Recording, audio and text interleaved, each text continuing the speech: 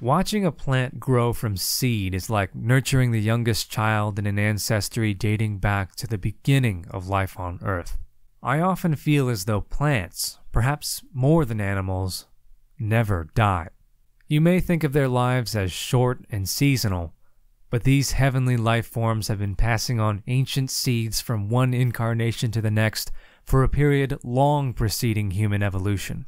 It's not a stretch of imagination to think that the plants in your garden directly descend from ancestors that fed the early hominids, and before that, the earliest animals on Earth several 100 million years ago.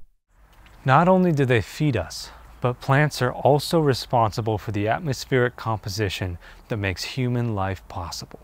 What we inhale, the plants exhale. What we exhale, the plants inhale.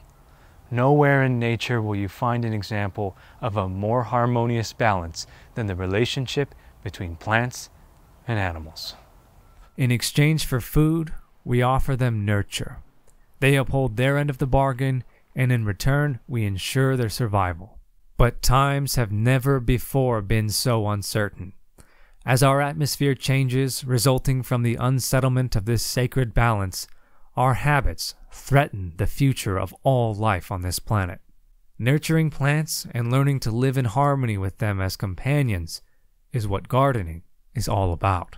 And I promise, if you take this plunge and resolve to grow your own food, you'll learn a deep lesson imprinted on us through the learnings of agriculture dating back to over 10,000 years ago. It's a part of us.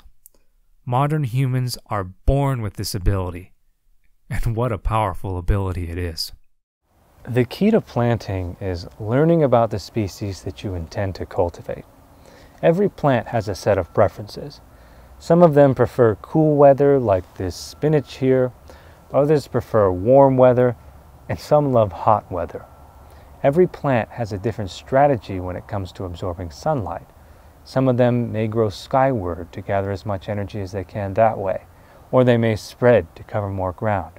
Some plants want to gather as much direct sunlight as they possibly can throughout the day, and others feel overwhelmed if they get more than a few hours per day. Every plant has a different strategy when it comes to absorbing energy, repelling insects, or adapting to changes in weather. I'll refrain in this video from detailing the preferences of any one species and rather share my philosophy about planting.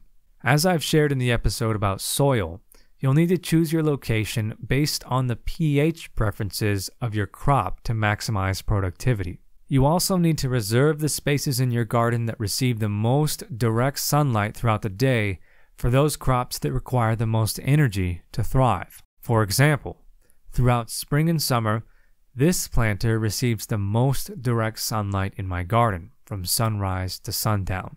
Therefore, I've selected this space for my quinoa, as it is a very high energy food source requiring as much direct sunlight as is available to reach its potential.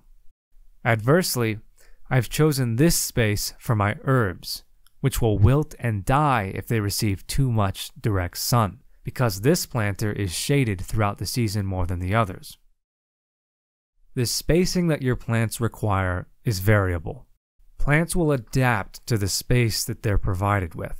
Knowing when to plant 2 crops in a space versus 1 to maximize your harvest is something that you can only know from experience. So don't sweat these things. You can't expect yourself to know all of the optimized details in your first season. But as a general rule of thumb, give your plants more space than you think they may need, because if they start to grow into each other, they'll compete for limited energy instead of producing food.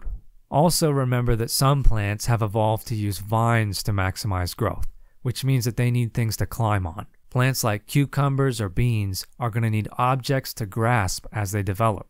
Some plants like peppers or tomatoes have, as a result of domestication, come to rely on humans for structural support, so you'll need to stake them and keep their stems erect to maximize their growth cycle. Planting well comes down to intelligent decision making. Remember that you were born with this ability deep down. You only need to remember how to do it.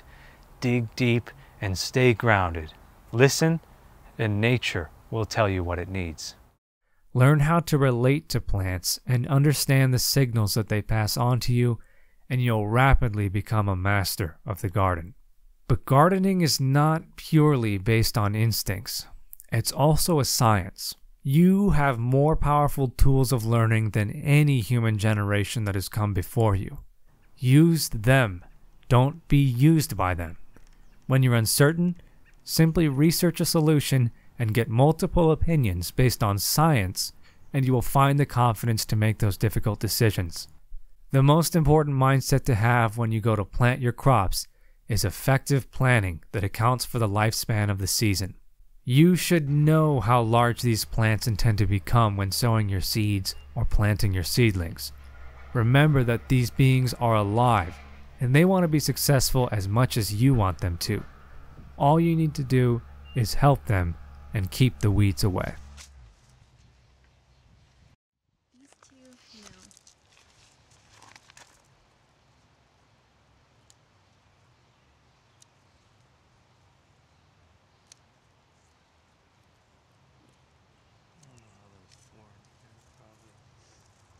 Just a seed sleep then. Probably two stalks.